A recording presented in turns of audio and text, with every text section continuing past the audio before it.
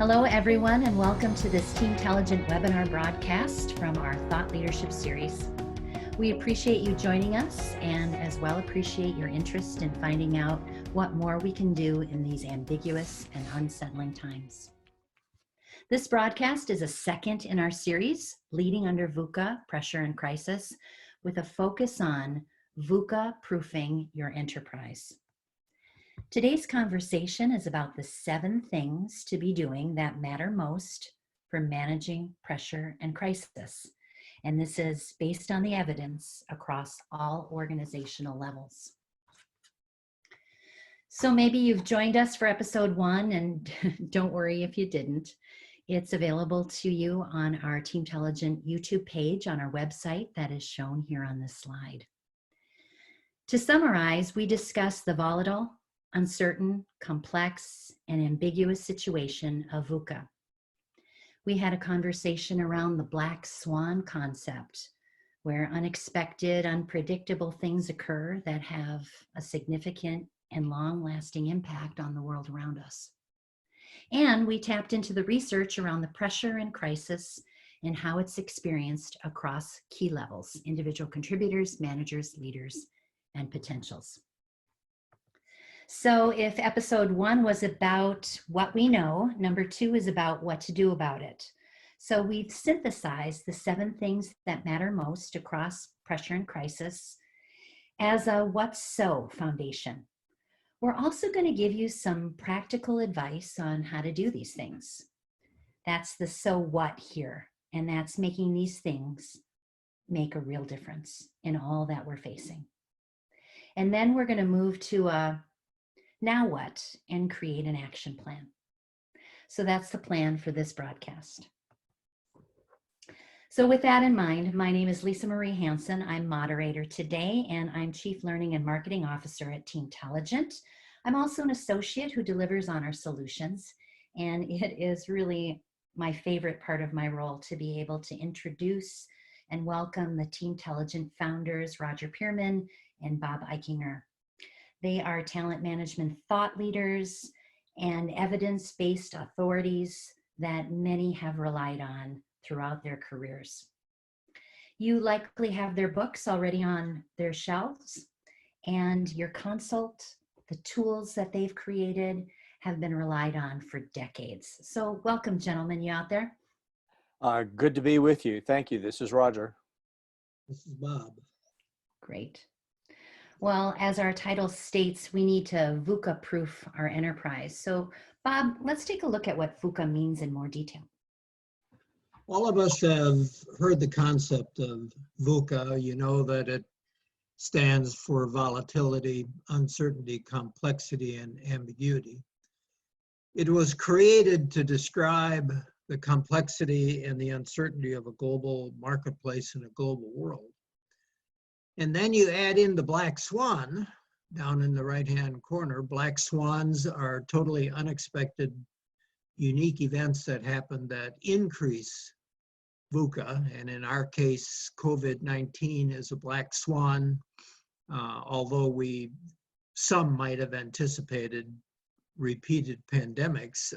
Nobody was expecting it, and nobody knew we were going to shut down the world economy in reaction to the black swan. So all of us now are swimming like the black swan in VUCA.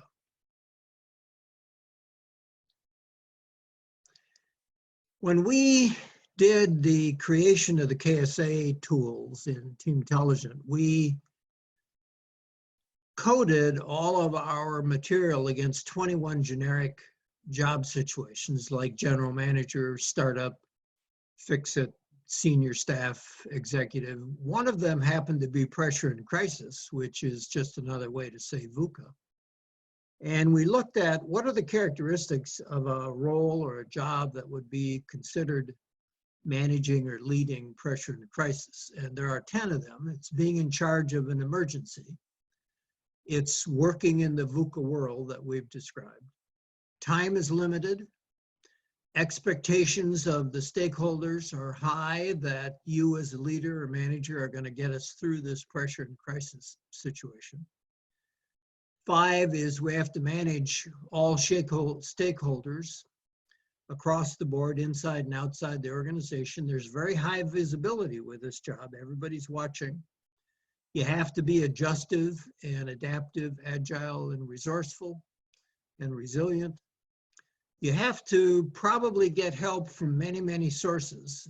As we're seeing in the COVID-19 situation, there are literally hundreds of people working on this day and night in order to get the solutions. And because you're in an influence situation of getting people to do something differently, you have to be interpersonally savvy and commanding.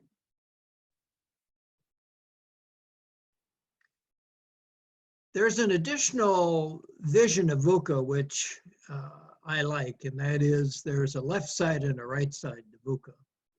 So we all know the left side VUCA, volatility, uncertainty, complexity, and ambiguity, but there's a right-hand side of VUCA. That is, the left-hand side is what VUCA presents as, and the right-hand side is the solution side. So in contrast to volatility, what we're looking for is a vision, a way out, a way to stabilize the situation.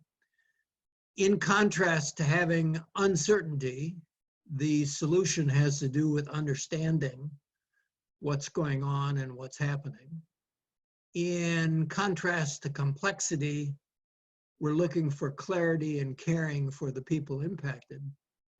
And in contrast to ambiguity, we're looking for the agility to make things more certain and to be able to get ourselves out of the VUCA situation. So there's a left hand and a right hand side to VUCA, and what we're trying to do with you and for you today is to figure out the right hand side. How do we manage and get out of VUCA? And in fact, as Bob has suggested in his comments, as we created materials and as we thought about the different roles and practices at each level of organizational life, from individual contributor, manager, supervisor, or leaders, we coded all of those roles and practices and had spent a great deal of time making sure that we took a look at which behaviors made the biggest difference given the level you were in the organization. And in fact, the way we organized our libraries around these various roles and practices, you will see that we have a total in our CASAL library, 9 roles and 35 practices. In CASAM, 11 roles and 30 practices, and in CASI, 10 roles and 27 practices. All of these together, the 30 roles and 92 practices, give us the kinds of understanding of behaviors that make a difference to be successful in those various levels of organizational life. Now, of course, as we think about VUCA and we think about pressure and crisis moments, we want to zero in on what are the practices that will give us the biggest return on effort from the different level we are at in a particular organization. So as Bob suggested, when we looked at the 21 major job assignments, and we already knew from significant research that pressure crisis moments were significant moments from which people extracted key lessons that enabled them to be successful over the arc of their career. We wanted to make sure and offer you the kind of information that would give you an understanding, clarity, and really the kind of behaviors that enable you to be agile wherever you are in the organization as it relates to pressure and crisis moments. So in particular, we found that if you are an individual contributor, the number one thing to be focused on is around developing resilience and resourcefulness, and number 2, managing conflict.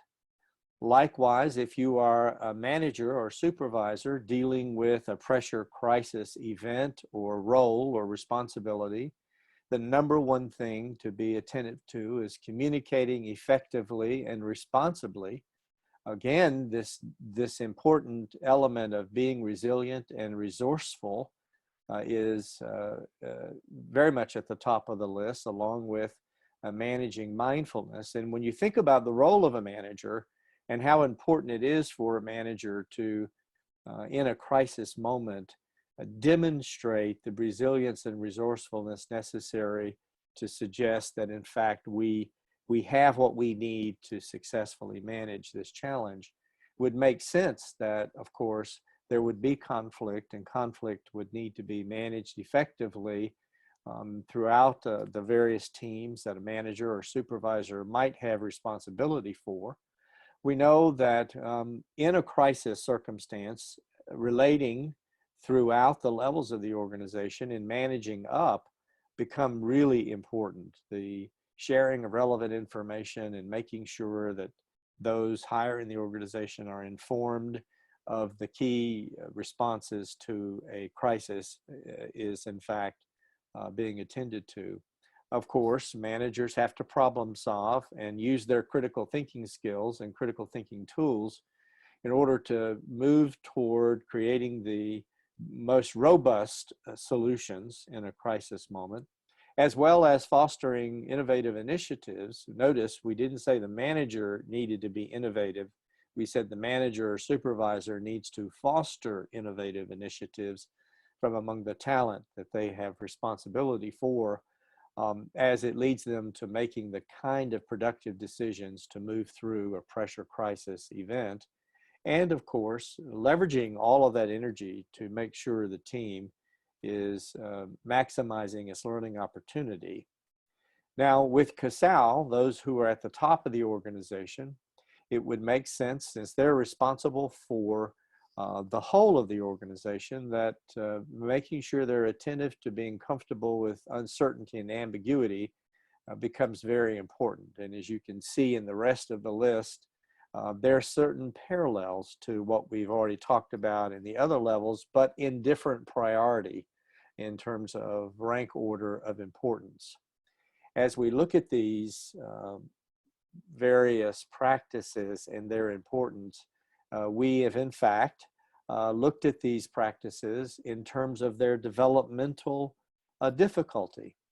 We've taken a look at these practices in terms of the domains that they fall in.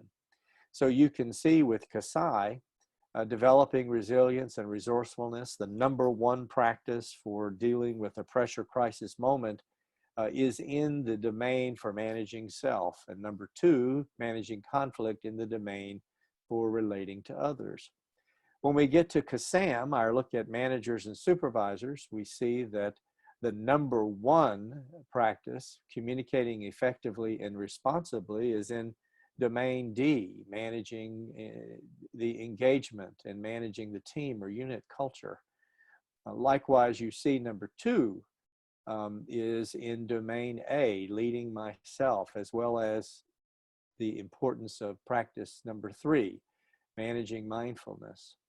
Again, practice 4 is in domain D. As you look at those, just understand that we realize these practices are grouped in different ways, and we can begin to see the magnitude, and it makes perfect sense as a manager, that in a crisis moment, the manager would have most things to attend to related to their practices in the managing the engagement and managing the team or unit culture. When we look at CASAL, we see that the #1 item, uncertainty and ambiguity comfort, falls into domain A, leading myself. We see #2, motivating and influencing, is in domain B, leading people. Likewise, 3 and 4 are in that domain. So we have a lot of important practices in leading people in the pressure crisis moment. So what we want you to understand is, as we work through this material, we're going to start extracting the key elements of each of these practices and condense down to the kinds of behaviors and the kinds of activities that we can use to deal with the VUCA moments that we're in and the pressure crisis moments that are coming our way. In fact, we have some themes that Bob's going to review for us. Thank you, Roger. Roger just reviewed the top related practices that are, what are the practices that are most needed to manage crisis and pressure effectively. There is a second set which we have not offered, which are next most important. But when you do a word cloud of the 25 of the 92 practices across the 3 levels of the organization that make a difference, these are the kinds of concepts or clusters that form. And as you know, in a word cloud, the larger the word, the more important it is. When we do a cluster analysis of the 25 practices connected with managing and leading crisis and pressure, this is what we find. There are 7 concepts that we want to talk to you about for the rest of today. We think these summarize the 7 most important things that managers and leaders have to do during times of pressure and crisis, and therefore during times of VUCA. So it's the productive management of conflict, staying decisive and productive under conditions of VUCA, or uncertainty and ambiguity. While you're doing that, to stay resilient and resourceful, or grit as some people refer to it. Keep up 360 communication, 360 meaning in all directions. Keep your thinking sharp in terms of problem solving, critical thinking, and systems thinking. Pull everyone you need into the effort, so robust collaboration and bartering. And then scanning for creative and innovative initiatives, because if you're in a condition of VUCA, especially a black swan VUCA, probably very few have ever faced this before, so you need an innovative solution to get out of the current condition. So those are the 7 we're going to spend the rest of our time on.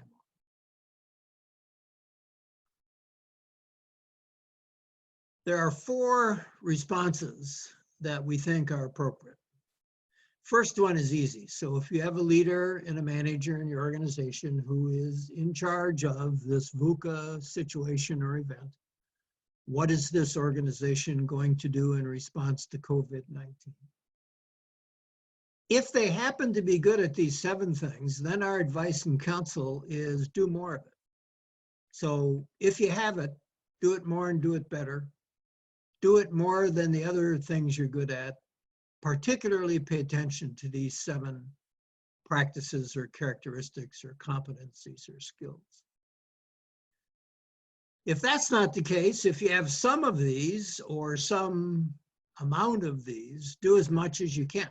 So you're not exactly the most communicating leader or manager in the world, but you wouldn't be in that position if you weren't somewhat good at that. So do as much of that as you can. If that's not doable, our suggestion is, if you don't have enough of it, delegate. And that's the robust collaboration and networking. Go find people who can do these 7 things and assign these 7 things to them temporarily to help you, the leader or manager, out of this VUCA situation. And in addition to 1 through 3, there's a 4th one, which is muster and deploy your collective verified high potentials. And after we discuss these 7 most important practices, we'll get back to number 4 later. So let's move on to how to address the 7 practices. Thanks, Bob. And our very first practice that we want to talk about is the productive management of conflict. I'm sure folks have been following the enormous amount of evidence in a whole variety of fields on how conflict management, being effective at conflict management, is a highly prized skill.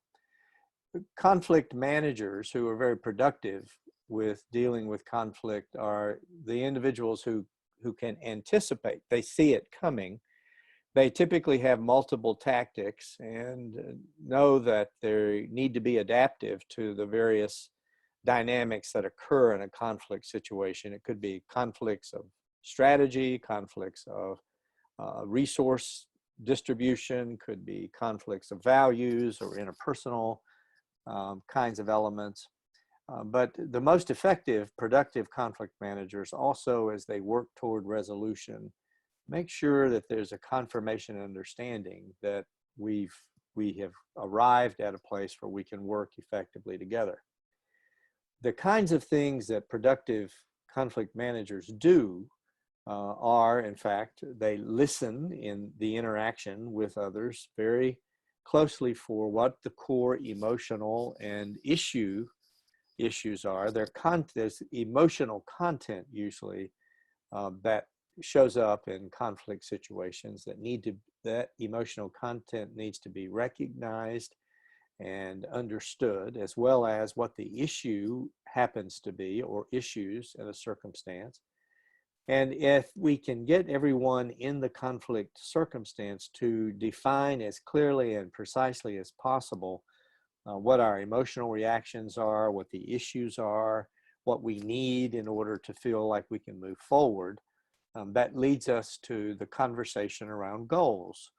We know that in conflict circumstances, when we can get individuals involved in talking about the kinds of goals that we all want to achieve, the common ground goals, it makes it easier to then identify the differences we need to zero in on in order to move forward.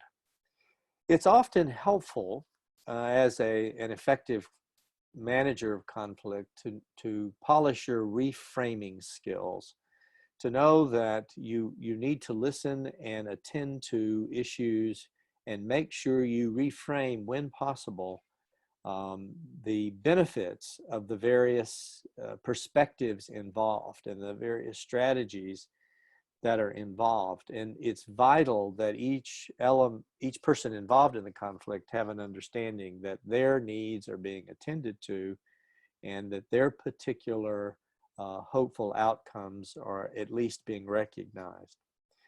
The encouragement that any productive conflict manager is going to give is to make sure we understand the other person's point of view. Making sure that understanding doesn't mean we've accepted that point of view, but we've demonstrated an understanding that their point of view has some legitimacy and is being heard. And of course, it's very important to effectively deal with conflict by having the parties involved agree upon some ground rules for how we might move forward in a conflict situation. So yes, productive conflict management is complex and it is important. And we know and we've seen from our analysis, one of those kinds of skills that makes a huge difference in a pressure crisis moment. The second most important practice, and these really aren't in rank order, they're just listed in this order for today, but center to VUCA is staying productive, active, and decisive in the face of uncertainty and ambiguity. We know that in the human brain, productivity slows down in VUCA situations in life and work. Some of that slowdown is due to the lack of information, but some of it is also personality-based or fear-based or hesitancy to act. The thing that Roger and I found when we were creating the leadership tool, Cassell, is that people who get to the executive level probably don't have a personal problem with working under uncertainty and ambiguity, because that's one of the selection criteria that's used along a career line of people who are selected for leadership jobs. One of the things you'd look for is the ability to hold yourself together, get things done in a VUCA situation. But what Roger and I found is that the issue is other people that you manage and lead. So the real issue in practice too is being able to help other people who you manage or lead deal with uncertainty and ambiguity. For that reason, there are two action steps that we use when we coach people on this issue. One is called ProbThink, which relates to what you do yourself, and the other is called ProbTalk, when you talk to others. 20 years ago, for those of you who were around at the time, the weather person on air would say, it's going to rain tomorrow. So if you were an umbrella person, you would either take your umbrella or not take your umbrella based on whether it's going to rain tomorrow. Now, it may be a critical decision because you've lost and left behind 3 umbrellas this year, and it's getting to be costly. So whether you carry an umbrella or not is based on whether the weatherman says it rains. In today's weather forecasting, they're more likely to say there's a 34% chance in the northeast corner of the county from 3 to 4:30, and then it'll go to the southern part of the county from 4:30 to 6, but that increases the chance to 47.6%. That's ProbTalk and ProbThink. That is, in order for me to make the decision about whether I will or will not take an umbrella that I will probably leave behind and lose at the restaurant, I'm given more specific information than binary, it's going to rain or it's not going to. So what we have found helps at the leadership level and at the manager level is that the leader and manager should not think in a binary way. That is, the action we need to take to get out of this VUCA situation is X or Y. It is a much better thing to think through the probabilities of that. That is, if we do A, it has this probability of success. If we have B, it has this probability. If we have C, it has this probability. So the first fix to get better at uncertainty and ambiguity management for others is to do more probability thinking. Then in the communication part that Roger talked about, the important thing for others is you have people on your team, you have people in your division, you have people in your department, all of whom are having trouble with this VUCA circumstance. And instead of binary, we are in trouble, we are not in trouble, we will get out of this, we won't get out of this. It is more useful to others to say, the executive committee has decided that we're going to follow this particular plan. It was not a unanimous thought. We looked at several plans. We think this one has about a 55% chance of getting us out of this pressure and crisis situation.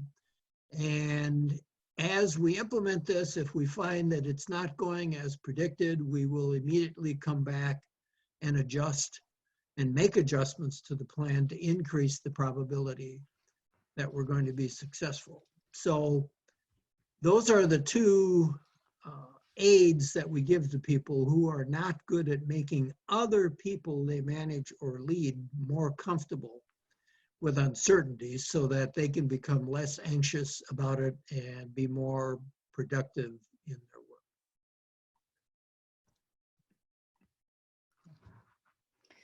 I'm going to take this next one, and this next one really resonates with me personally.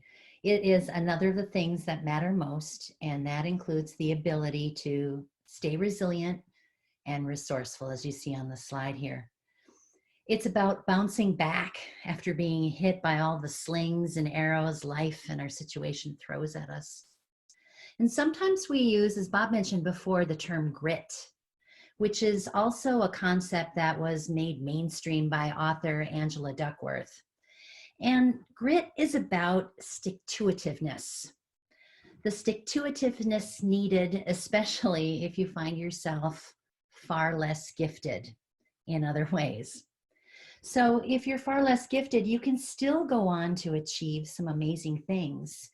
If you work really hard, if you do the reps in the gym, and are focused on the secret to that, and that is bolstered by being passionate and being persistent. So passionate, persistence, stick-to-itiveness are all what we describe staying resilient and resourceful.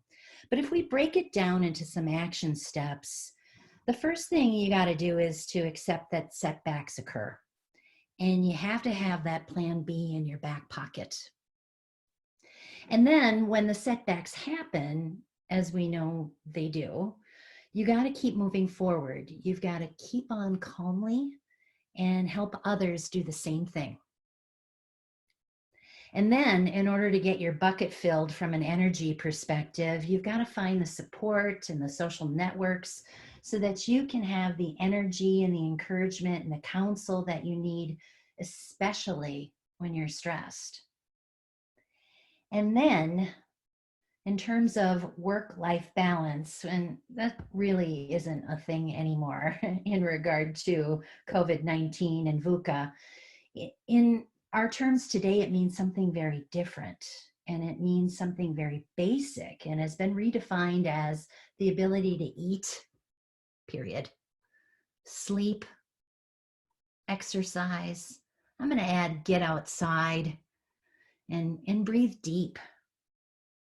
So when we think about what does it mean to stay resilient and resourceful, those are the tips or some of the action steps that we'd recommend to keep you there. Of course, in pressure crisis moments, communication becomes the kind of skill and the kind of dynamic where you are sharing information that's matched appropriately to the receiver, but you are attentive to the tone and making sure that you're focused on the method of delivery. So for example, perhaps you should use some visuals and have more graphic information and less linguistic detail in the messaging that you're trying to give a group of people in a crisis moment. It could well be that more face-to-face communication is required in a crisis moment. More written messaging is required depending on the circumstance that you might be in your particular enterprise or organization. And of course, the most effective communicators understand the timing in communication and the criticality of knowing when information needs to arrive at the desk of the various audiences that a person might have. Whether you are a leader or a manager or individual contributor, you want to make sure that in your communication, up and down and around throughout the organization, that in the crisis moment, you are very attentive to increasing the frequency. You're very attentive to the kind of messaging you need to give, and you are very attentive to the channel that you're using in order to get the message across. Now, to make it better, to make sure that you are giving the messages to the audiences in ways that they can hear it and understand and react to it in a crisis moment, you have to be an exceptional listener. And exceptional listeners can not only tell you what you said in terms of the words you said, they are also attuned to what seems to be the underlying emotion. What's the point of view in the issue that's being discussed, or the assumptions that are embedded in a person's response to the situation, and indeed highlighting the goals that are being heard that another person or persons, a group of persons, might be sharing as they're trying to deal with the crisis moment. We have to be attentive to the emails that we send or any sort of written information that we send. We want to make sure, because we know in crisis moments we can unintentionally make certain statements that later we look at and go, oh my, I can't believe I said that at that particular moment. So it's important to reread, edit, and revise. And we strongly recommend that you get a reviewer, someone to take a look at the message before it goes out to a large number of people. Now, Reframing is a very special skill as a communicator. The kind of messaging you might give to the C-suite is going to have a different tone and different frame than what you might give to the individual contributor team. Now, we said increase 360 communication. So we're assuming wherever you are and having responsibility for the pressure crisis circumstance, that you are indeed increasing the messaging to these various audiences, and that you understand how important it is to use a language that enables the audience to hear. So when we use the word reframe, it's literally taking words like, instead of talking about problems, talk about challenges. Instead of talking about individuals being noisy or loud, they are energetic and engaged.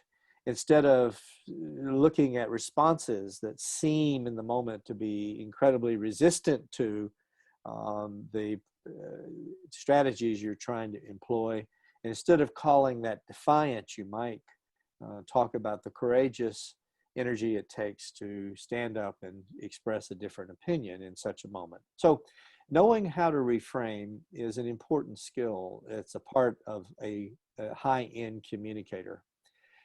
It's also important that as a communicator, you are attentive to the expectations of your audience. How much information can they manage and should they manage? How much information, how frequently should that information be provided? And as I said earlier, what's the mode, the particular form of information that you're sharing, whether it's visual or formal or informal? What are the kinds of expectations each of your audiences might have? And so if you're attentive to those kinds of things as a communicator, and you've increased the frequency of the messaging and you've been attentive to the message, it is much more likely that you will help those around you in the pressure crisis moment in the organization successfully move through the difficulty to the next moment.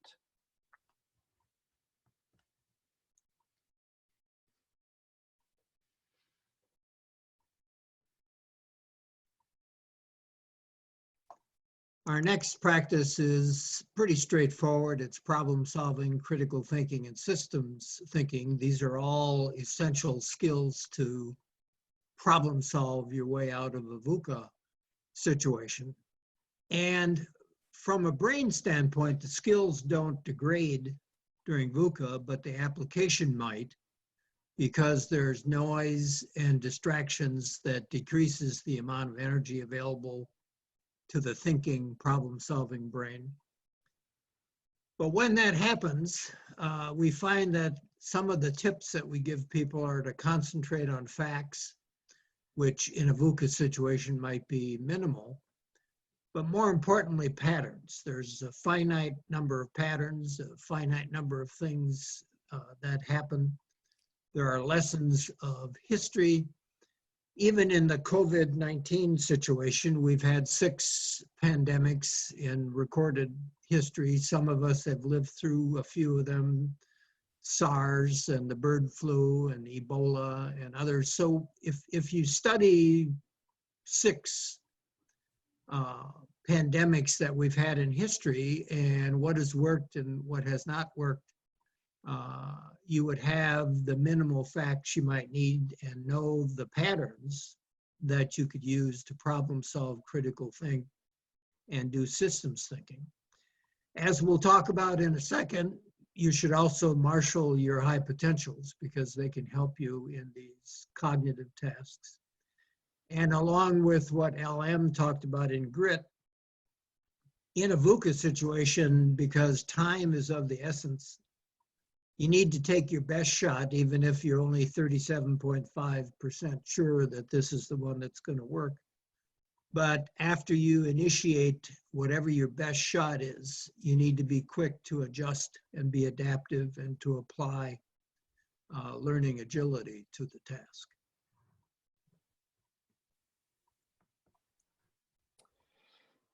I will let you know if you are new to the work that Bob and I do, that we choose our words very intentionally. So when we are trying to communicate a message around a key practice, and we say robust collaboration and bartering, by that robust, very intentionally, we are wanting you to understand it's a vigorous effort. It is handling the variability that's in the situation in such a way that you are continuing to be effective. So when we use the word robust, it isn't just collaborating and bartering.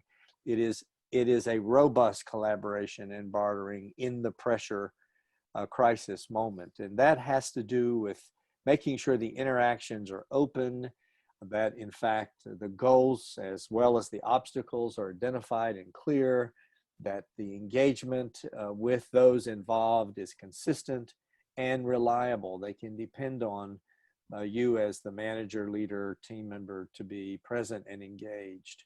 We know particularly robust collaboration and bartering occurs when relationships are being built and relationships are fostered and encouraged, which are ultimately critical to the collaborative moment where mutual support is needed. Focusing on the goals of all of those who are involved in a circumstance or situation becomes vital to make sure that we're collaborating on what the common ground is, and we are finding ways to deal with our differences as we work through a circumstance. And often that's where the bartering comes in, where we realize there are certain things that I might not necessarily, that's not so important to me, but is very important to another person. And I can give them that in return for another piece that might be important on for my team or my group. So we want to make sure that in our collaboration and bartering that we are reframing issues and opportunities to the benefit of the group and the team, and all winners coming out of the collaborative moment is our sort of stated goal. Now, we recognize that there are different talents and perspectives in any sort of situation where we are engaging in a collaboration with others, and how important it is to take time to make sure that those talents are recognized, those perspectives are recognized, and the various points of view are shared as we are finding that common ground and we're working toward a common result. And our bartering and our collaboration will go well when we have agreed on the rules of engagement and the rules for how we're going to work together. It becomes a very important part of managing and dealing with pressure crisis moments. And certainly you see on a national stage today, as COVID-19 is unfolding in so many ways, collaboration and bartering is occurring at all levels of our healthcare system to redistribute the resources needed. And that's a part of what is essential to the getting to the very next practice, which Bob's going to review. The last of our 7 practices is scanning for creative and innovative solutions. In VUCA situations, especially black swan VUCA situations, it probably has never happened before, at least to the people who are managing and leading today. And the operational question is, what do you do when you don't know what to do?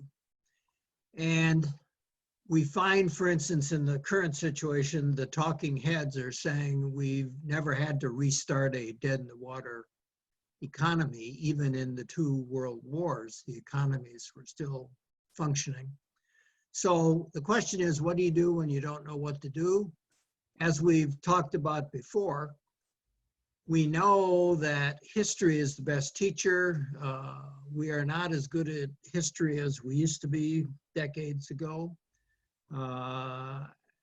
We know there have been 6 pandemics. We have come out of all of the pandemics before. I have seen on the internet and read some pieces of people who have looked in detail at those 6 pandemics and figured out what are the 3 or 4 general things that worked to get the globe and the world back on track after these. So there's always a lesson in history, even though we've never had one exactly like this. We've had one sort of like this. The other issue is to marshal the creatives and the out-of-box thinkers. These are people in the company that may not be in the mainstream of managing operations. They may not be the people who are on the executive committee. They may not be in a place that determines what actions we're going to take, but they are people who tend to think about what to do when you don't know what to do. And what the other thing we've noticed is there is a cognitive thing we talk about, which is seeing patterns or associative thinking. There are only a limited number of patterns that operate in the globe and in human nature. And that's where systems thinking in one of the other practices comes in. And that is, there's a pattern called restarting, for instance. So there are many cases in the world and in human nature where you have to restart something, regrow a forest, restart a community that's in a flood because the dam broke. So there's a thing called restart. It has lessons of history to it. It has lessons of cognitive problem solving and thinking. But what you're looking for particularly are creative and innovative initiatives. And we'll talk more about that in a second when we talk about a surprise that Roger and I ran into. Earlier, Bob mentioned that if you have the practice and the skill, do more of it and do it better. If you don't have the practice or skill at a high level, if you have some of it, do as much as you can. If you don't have enough of it, find the individual or individuals who do engage in the practice effectively and delegate. And the surprise, the piece that as Bob and I did our work and as we took a deep look at the VUCA requirements and the pressure crisis moments, we discovered that in all cases, to effectively manage these pressure crisis moments, you need to muster and deploy the collective verified high potentials in your organization. And we use the collective verified high potential statement with a great deal of purpose and intention. One of the things that we found as we created our material is that in fact you could VUCA proof your enterprise and your enterprise futures by managing your high potentials with precision today and using the CASAP materials that we have that will build for tomorrow. Now, when we mention CASAP, please understand is the knowledge, skills, and attributes of potential, which we found cuts across all 3 levels of the organization. There are people coming on board today as individual contributors who exhibit these key drivers and markers and practices of a high potential. There are managers that may be onboarded or in the organization who haven't been tapped yet as high potentials, as well as upper level executives who may well demonstrate the key aspects of a high potential. Now, as Bob and I did our work, we did a deep dive into the literature, into the biography of great contributors, to a whole array of sources to make sure we understood the nature of high potentials. And what we found was that there were 12 key drivers and markers, that there were 25 practices that organized themselves into 4 domains. And of course, the practices lead us to very specific behaviors. In all of our libraries, we have what we think of as a diagnostic and analytical set of tools. One of those tools gives us the structure of the library that you see here for CASAP.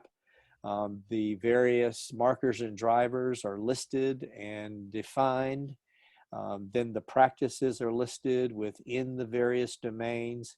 And just as we did with all the other libraries, when Bob and I started coding for pressure and crisis moments, we came to a number of very important discoveries, which led us to the conclusion that it is, in fact, a key strategy to access and leverage and use your high potentials in the black swan moment, the VUCA moment, the pressure crisis circumstance that your enterprise finds itself in.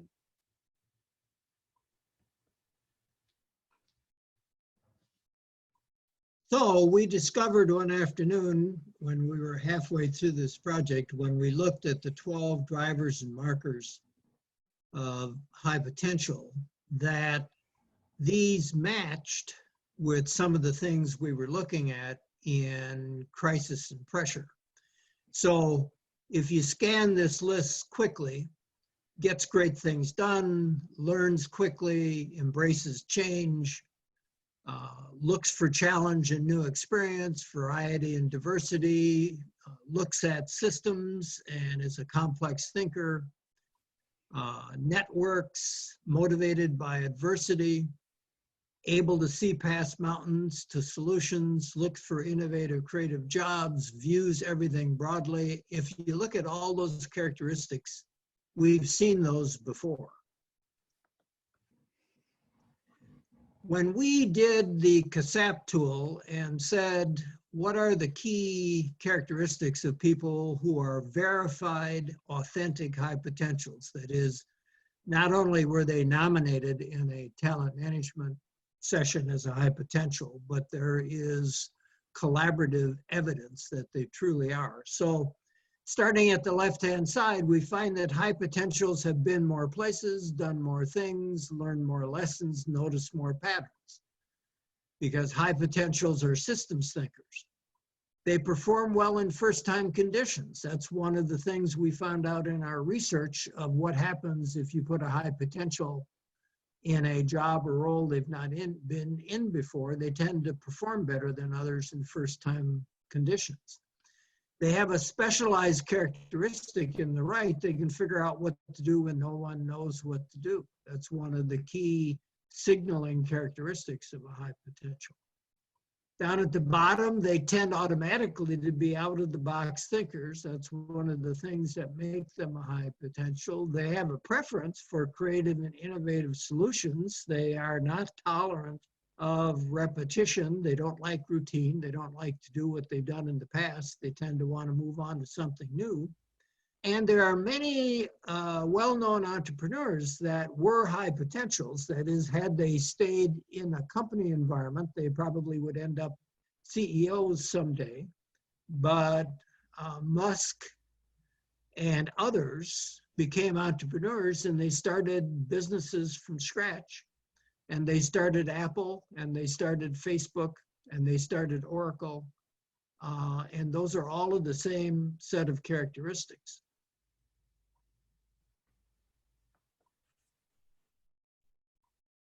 Now, this is what Roger and I saw one afternoon about a month ago. That is, if you look at the 10 characteristics that you need to be able to successfully either manage or lead yourself out of VUCA, and then you look at the 12 common characteristics of authentic, verified high potentials, putting aside specific words, it's almost a perfect match. That is, authentic high potentials who have some or if not all of the 12 drivers and markers would in fact do well on the left on the 10 characteristics of what you would need to solve pressure and crisis.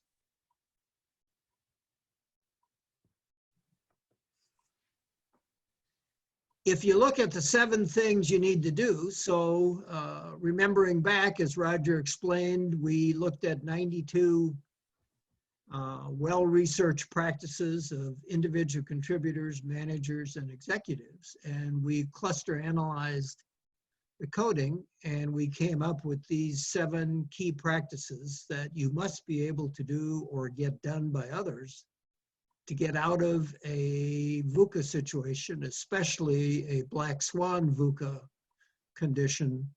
And then you look at the 12 markers and drivers of high potentials. They have all of those things.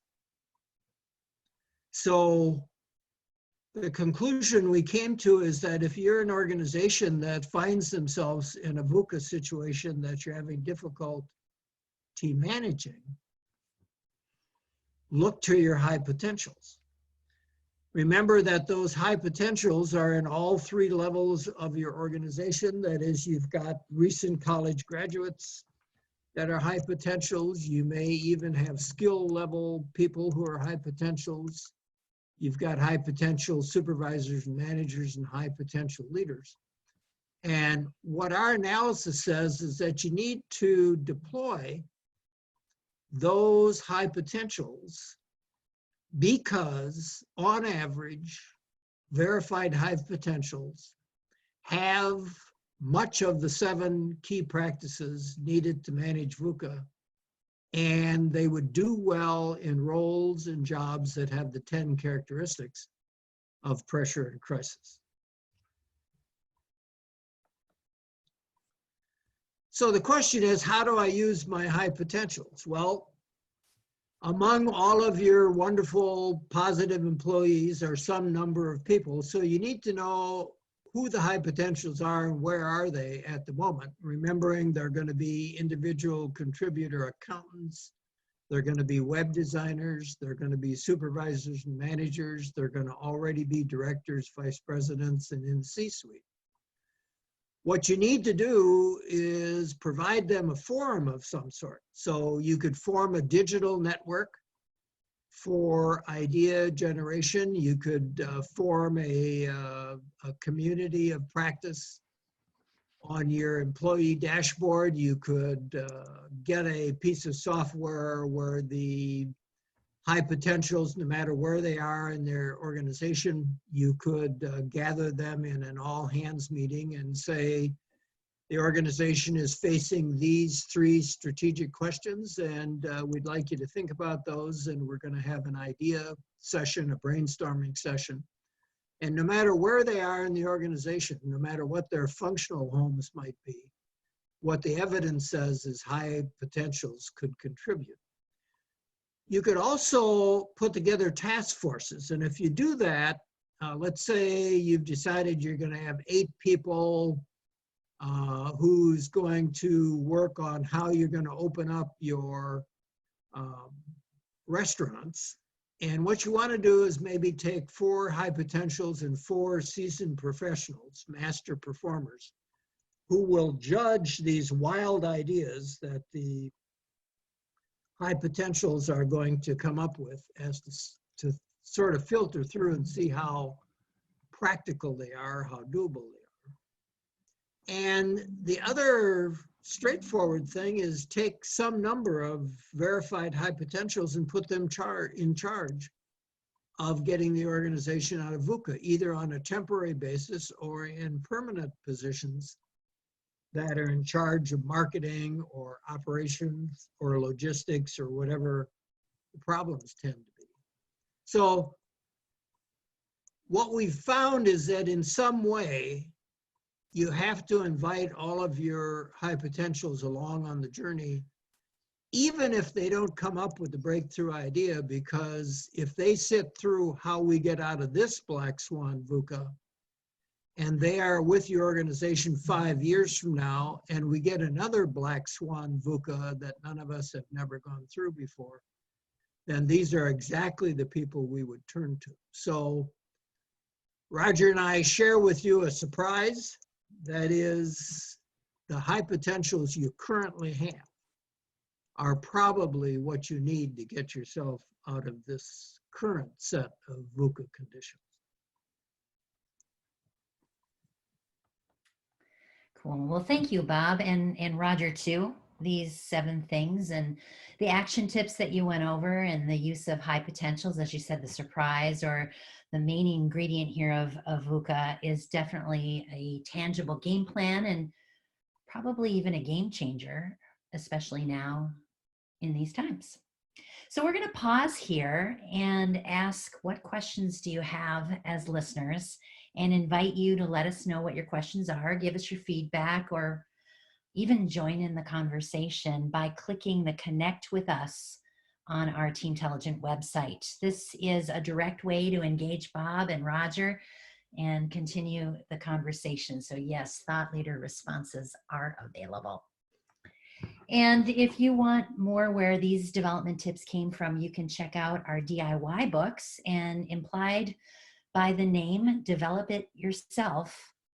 These are resources that are designed for development guidance at 3 different levels: individual contributors, managers there in the center, and leaders there on the right.